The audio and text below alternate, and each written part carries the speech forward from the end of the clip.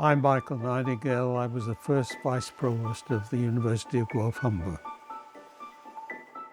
My dad was an Anglican priest, which meant that he had to move around. I was born in 1935. In 1939, there was the war. In fact, I can remember air raids, being sitting in an air raid shelter overnight, then coming out and seeing houses bombed the following day, and so on and so forth. So I was a preacher's son. I'm not sure where my interest in trains came from. It's probably from one of my first Christmas presents of getting a clockwork train set. As a young boy, I used to collect train numbers, watching trains go by.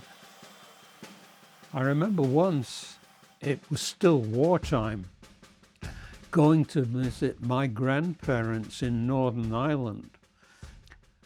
I was questioned by the customs officer of what I was underlining with the train numbers. And I was traveling with my mother, and she said, I think he maybe thought that you might have been transferring some information to the Germans. I'll never know whether that was true or not. So I was seen as a spy at one time. I often wonder whether my upbringing has influenced my career. My start of academic study was not a successful one. So I went to a technical college, and this was a program leading to a career in hospitality, which was an important part of influencing the whole of my career, because the focus was always on the people you were serving. And that's a message that stayed with me all my life. I've worked with a number of people that have been to university and began to realize I'm as smart as they are. So I decided to go back to school. I remember one or two occasions, for example, when a student will be considering graduate school. And they'd say, but I'm a bit old, I'm 30. And I say things like, well, how old do you think I was when I went to graduate school? I say, well, I actually was 40. And encourage them that it's never too late to learn. In fact, I'm still learning. In a sense, the whole of my previous years of education and experience have been an apprenticeship for doing the job at Guelph-Humber. We designed the curriculum first and then designed the building. So it was designed to teach the programs that we were teaching.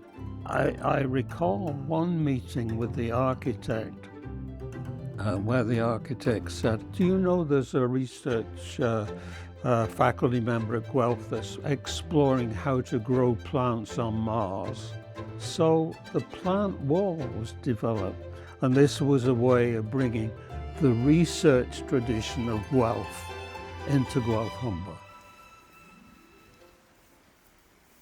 Since I've retired, I've seen it as a period of refinement rather than retirement. And I've taken on a number of activities.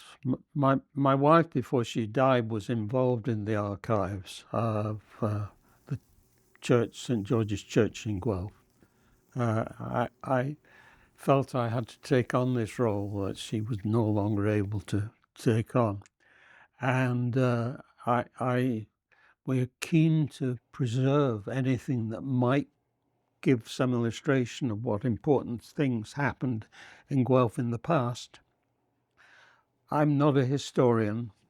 I've learnt a lot, but I volunteered for an activity which has proved to be interesting and fascinating.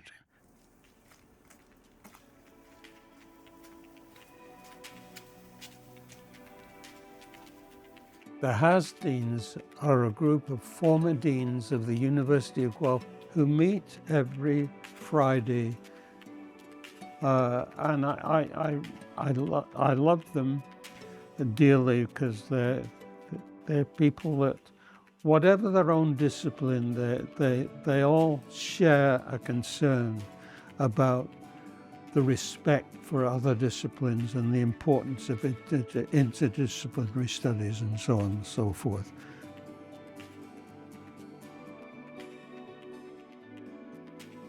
I have two sons. One has children, the other doesn't. I actually live in the house with the one with the two twins, Ava and Alex.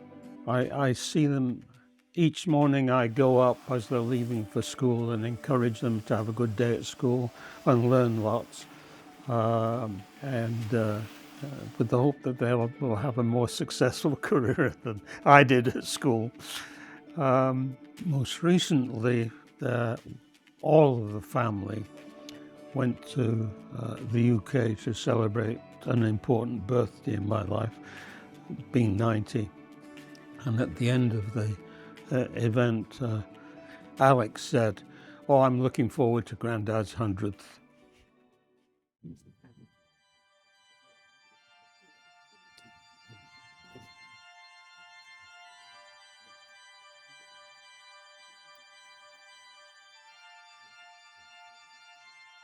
One of the important things that I think I have learnt during my career is, one should be a good listener, and two, that it should not resist change. When you get to my age, there's a risk of saying it was much better in the past. And if I ever should fall into the trap of saying it was better in the old days, they should not listen to me.